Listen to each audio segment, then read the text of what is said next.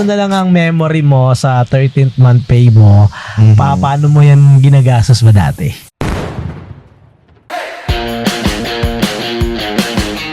Simulan natin doon sa pinakaunang 13th month pay. Naalala mo pa ba kung magkano yan?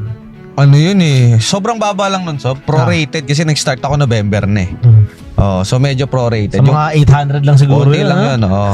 So yung pangalawa, ito memorable, yung pangalawa ko kasi buo yun.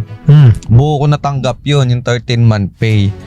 So, pero ang nangyari kasi is kapatid ko kasi, yung bunso namin, di ba yung mama ko nga nag-stop ng work dahil sa may sakit sa spine, spinal column.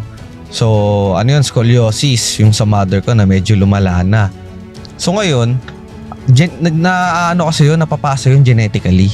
So, yung pinakatinamaan sa amin, yung bunso.